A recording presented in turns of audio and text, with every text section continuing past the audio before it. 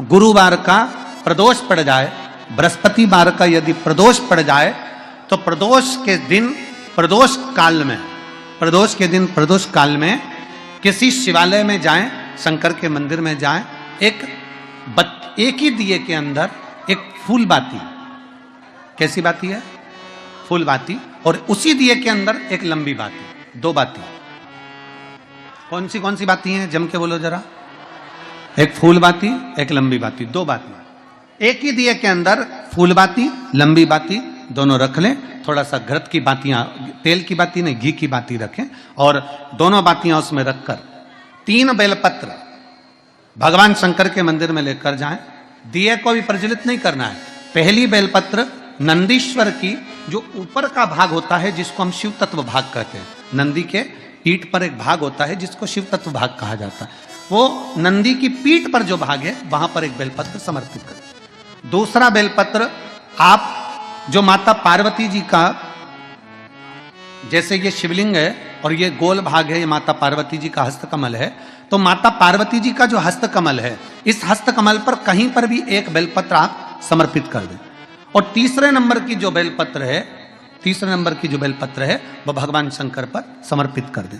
जो दिया आप लेकर गए हो मंदिर में, उसी दिए को नंदी और महादेव इन दोनों को दर्शन कराते हुए अगर मंदिर के अंदर लगाने दें दिया तो ठीक है, ना लगाने दें तो दीप को बीच में बस स्पर्श कराकर भले बाहर जाकर लगा दो, पर प्रयास करो वो दीप, वैसे तो बीच में नंदी और शिव के मध्य में वो दिया स्पर्श होना चाहिए।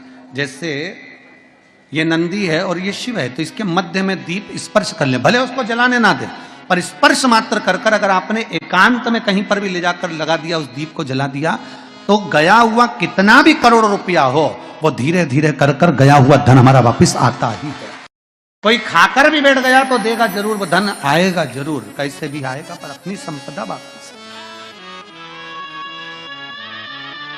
शिव तत्व की प्राप्ति हो भगवान शंकर। प्रदोष काल का दीप, प्रदोष काल की आराधना, प्रदोष काल की साधना, और प्रदोष काल में परमात्मा का लिया गया नाम हमारे करोड़ों करोड़ों करोड़ों करोड़ों पुण्य को प्रबल कर देता है और हमारे पाप को छिन्न कर देता है। हमारे पाप 3 महादेव के नाम का स्मरण अच्छे से रखिएगा।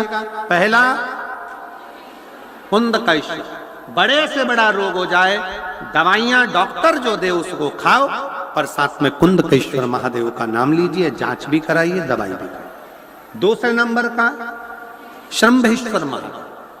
शंभेश्वर महादेव भगवान नरसिंह को जब क्रोध आया था, भगवान विष्णु ने नरसिंह अवतार लिया था, और नरसिंह भगवान को जब क्रोध आया था, शिव जी ने सरम्भ पक्षी का रूप धरकर नरसिंह भगवान को अपने पंजे में उठाकर अलकनंदा नदी में ले जाकर डाला था। इसलिए आज भी जब हम बद्रीनाथ जाते हैं, राइट में पुल पे से जाते समय जो ताप्ती कुंड है जिसमें से पानी गर्म निकलता है, उसके ठीक नीचे एक शिला का दर्शन करते हैं। वो शिला नरसिंह शिला कहलाती है और शंभेश्वर महादेव का स्मरण किया जाता है। शंभेश्वर महादेव क्रोध की संयमितता रखता है, चिड़चिड़ेपन को समाप्त करता है शंभेश्वर महादेव। और तीसरे नंबर पर है, जम के बोलो, अष्टवक्रेश्वर महादेव। अष्टवक्रेश्वर शिव जी के इन 3 स्वरूपों का वर्णन बड़ा सुंदर भाव से। उस व्रत को जो आप श्रवण कर रहे हैं उसको जरा ध्यान से सुनिएगा। सबसे पहले स्नान ब्रह्म मुहूर्त का, सुबह का, उसके बाद में फिर आसन पर बैठकर भगवान की भक्ति को धारण करना, शंकर का अनुमोदन करना, शिव भक्ति में डूबे रहना, शंकर का स्मरण करना, शंकर के नाम का स्मरण करते रहना। ये प्रदोष का मूल तत्व। महाराज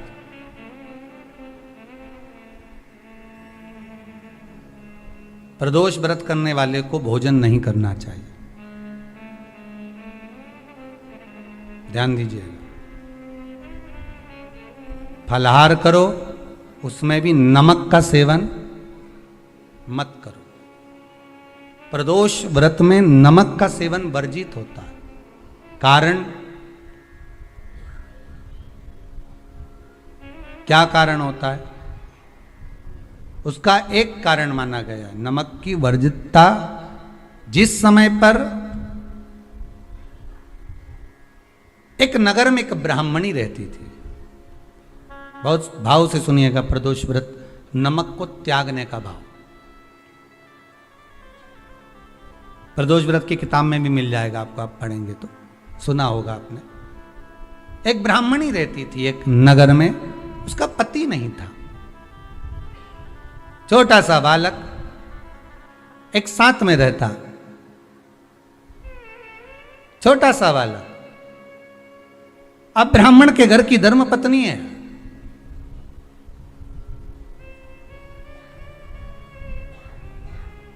ब्राह्मण कर्मकांड करने वाला, पूजन करने वाला, पाठ करने वाला, अनुष्ठान करने वाला, पूजन करने वाला, मंत्र जाप करने वाला, भगवत भक्ति में डूबने वाला।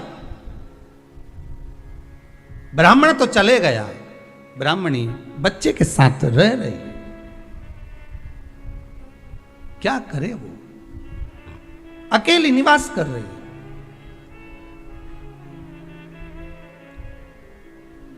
अकेली रह रही है और ब्राह्मणी बच्चे के साथ भ्रमण करती रहती, घूमती।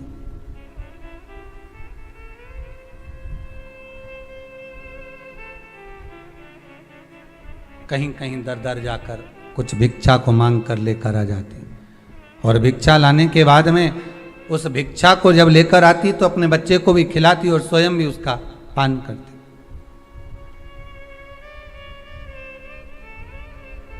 एक दिन ब्राह्मणी भ्रमण करते करते प्रदोष काल के समय पर शिव मंदिर में प्रवेश करी। प्रदोष काल के समय पर, और शंकर मंदिर में जब प्रवेश करा, प्रदोष काल किसको कहते हैं? सूर्य अस्त हो रहा हो, रात्रि प्रवेश कर रही हो, दोनों का जब मिलन हो रहा हो वो प्रदोष काल कहलाता। दोनों का जब मिलन हो रहा,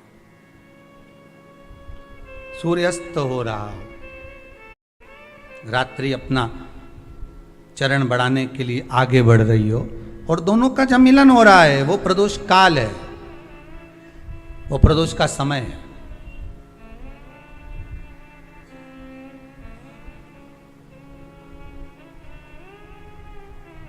ब्राह्मणी मंदिर में प्रवेश कर रही, जब ब्राह्मणी मंदिर में प्रवेश करी, मंदिर के अंदर पहुंची, प्रदोष काल का समय था, प्रदोष का समय चल रहा था, और प्रदोष काल के उस समय में, प्रदोष काल के उस समय में जब ब्राह्मणी ने देखा कि कोई भगवान की भक्ति में लगा हुआ है, भगवान के रस तत्व में डूबा हुआ है, आज ब्राह्मणी के पास में कुछ पदार्थ नहीं है, अपने बच्चे का पेट भरने के लिए कोई सामग्री नहीं है, और कुछ आस लेके वो प्रवेश करी है, कुछ आस लेकर वो अंदर प्रवेश कर जाती है।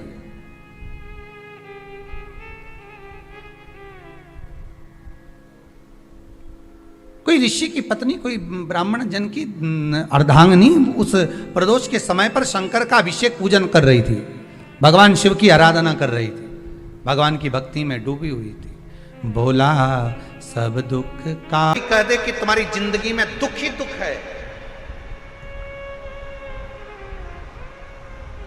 जब कोई कह दे तुम्हारे जीवन में कष्ट ही कष्ट है, तब एक काम चालू करो, शिव की आराधना।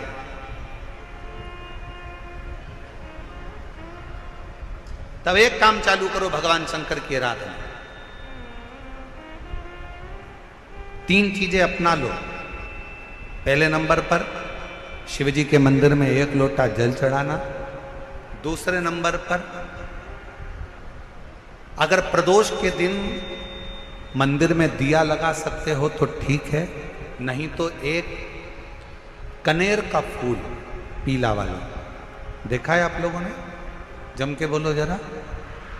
पीले कलर का कनेर का फूल, एक प्रदोष के दिन, प्रदोष काल के समय पर अगर दीप लगा सको तो ठीक है, नहीं तो एक कनेर का फूल पीले कलर का, शिवजी के अशोक सुंदरी का स्पर्श। अशोक सुंदरी वाली जगह मालूम है ना आप लोगों को? फिर से आप समझने का,